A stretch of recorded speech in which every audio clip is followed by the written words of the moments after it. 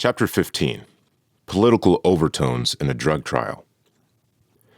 It is difficult for me to defend myself against the indictment that resulted in my being sentenced on September 16, 1992. The United States government saw this as a great victory. Over what, I am not sure. Drug dealing in the United States goes on unabated. In Panama, without a legitimate military force, it is far worse than it was in the 1980s. Now cocaine is rampant, and Panama is an important stop on the opium trail. In any case, drug charges do not give one nation the right to invade a sovereign country and kidnap its leader. This was not dealt with at the trial, because Judge Hovler said he wanted to minimize the political overtones of the case. He would have been hard-pressed to do so. The trial supposedly was about me and drug trafficking, but it was really about abuse of political power.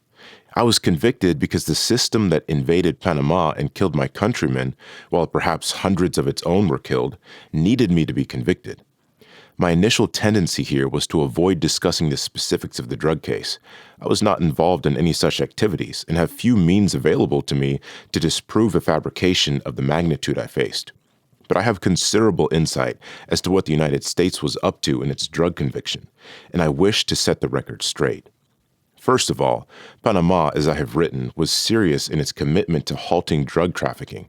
The charge in the United States that Panama looked the other way for drug kingpins doesn't match with the evidence. Our chief drug investigators during the period in question, Captains Jorge Latinez and Luis Kiel, were widely respected by their American counterparts for their skill and professionalism.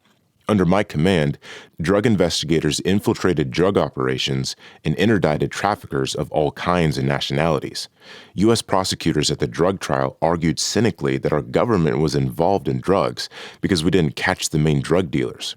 Yet, by those standards, Colin Powell, George Bush, and every U.S. administration since the 1970s should also be indicted, since Pablo Escobar, Jorge Ochoa, and their smuggling ally Gustavo Gaviria all lived in the United States. They said we were a small country, unlike the United States, which was true.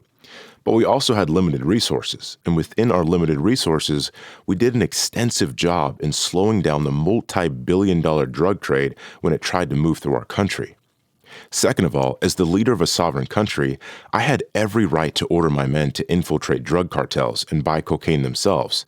The DEA does it every day, and they did it in Panama. Should the DEA be charged with a crime for buying cocaine to develop drug cases? Should I have charged DEA agents with a crime for doing that in my country? Whose laws was I required to protect? And who should decide how those laws are applied? The situation in the so-called U.S. drug wars remains the same. The United States is still the greatest consumer of cocaine and heroin on the planet, but continues to pressure other, far less economically powerful countries to do what it cannot do. If the United States cannot stem the demand for cocaine, how can a relatively poor country stop the supply? The governments of Bolivia, Colombia, Mexico, and Peru, to name a few. Panama has never been a significant factor in the narcotics trade. We'll never be able to fight the economic power of the drug dealers. The United States knows this, yet uses its economic power to declare who is complying with U.S. drug policy and who isn't, using the hammer of trade desertification, which can be counterproductive by forcing political instability, hurting legitimate business, and forcing even more drug trade. By all standards, the United States should decertify itself. It has done nothing significant to stop the drug trade.